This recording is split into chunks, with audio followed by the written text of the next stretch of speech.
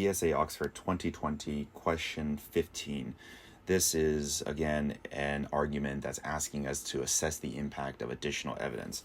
You can tell because the question is always the same. It's always which one of the following, if true, most weakens the above argument. And what we have to do is we read the passage, we identify what the main argument is, and then we look at the answers and we figure out which one of the answers most contradicts or weakens the above argument. So on the 2020 test, the questions with this format are 10, 15, and 23, if you want to go in and review these further. So let's go ahead and read the passage. Although the Scottish government has announced plans to ban corporal punishment of children, which is smacking, we must preserve the right of parents in the rest of the UK to smack their children when it is reasonable. So that sounds like a pretty big argument right there. I think that might be the main argument of this passage. I'm going to underline it. This is not because we are violent people eager to hit our kids. We recognize that smacking is damaging to children. The point is rather that people resent being legislatively compelled to do what they would have done anyway. It only breeds contempt for the law, and since the well-being of citizens depends on people respecting the law, we should take steps to prevent it falling into disrepute. We must therefore protect the rights of parents in the rest of the UK, right, in Northern Ireland, Wales, and England to smack their children.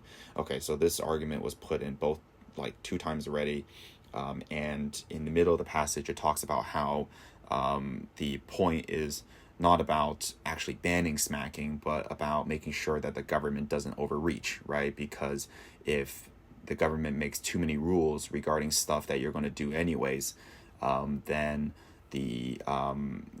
there's going to be more contempt for the law, and the law basically becomes less effective. So you have to assume that the arguments are true, and I talked about this before. You cannot bring your personal opinion into this. Even if you disagree with what the author is saying, you have to assume it to be true, and you have to assume that the arguments are true just for the sake of answering this question. So don't bring your personal opinion into this. Let's read. A. No published study has identified any developmental benefits associated with smacking. Okay, so this is not really relevant to the argument. So this is saying that there are no benefits to smacking. Yes, we get that, right? That was already put into the argument. If anything, that's supporting the argument, right? That's supporting the argument that that smacking is damaging to children, which was stated in the passage. This doesn't actually weaken the argument that we must preserve the right of parents to smack their kids. So A is not it. B, respect for the law is the decisive factor that underpins social cohesion in the UK. That is probably the strongest support of the argument, out there, right? Because the passage is saying that we have to protect the law from seeming to be too overbearing or too controlling. And if the law falls into disrepute, then the well-being of citizens will also fall with it. So B is actually strengthening the argument of the passage. So B is not the right answer. C, the ban is one element in a larger mental and physical health program for children being undertaken by the Scottish government. Okay, again, I think this is sort of like, if anything, strengthening the argument that people will resent the government more, right? If the Scottish government comes in and says, okay, well, we're going to have a huge mental and physical health program for children, we're going to tell you how to raise your children, that's only strengthening the argument that, we don't need big government telling us how to raise our kids, right? So I don't think C is the right answer here. Okay, D, the damage caused by smacking far exceeds the damage caused by negative attitudes toward the law. Okay, that right there sounds like the right answer, because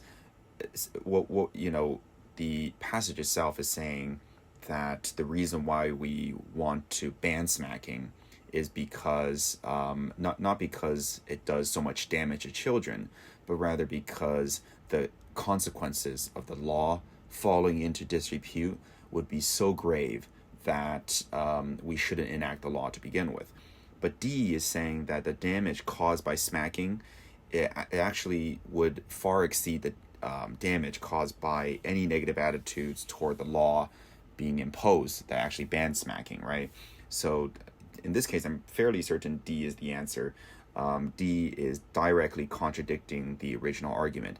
And again, you have to accept D as true because the question is asking you, if true, which one of these arguments most weakens the above argument, right? Let's check E real quick. Popular opinion can, in some cases, be an effective constraint on immoral behavior. This is not really furthering or going against our original argument. This is basically saying that the popular opinion of the public can be a constraint on behavior. So essentially that we don't really need laws, right? That people can regulate themselves through public opinion. That is kind of strengthening the argument, the original argument, right? The original argument is saying that this new law is not that necessary, that it shouldn't be imposed, and E is only furthering that argument. So E is not the right answer. Again, in this case, the answer is D.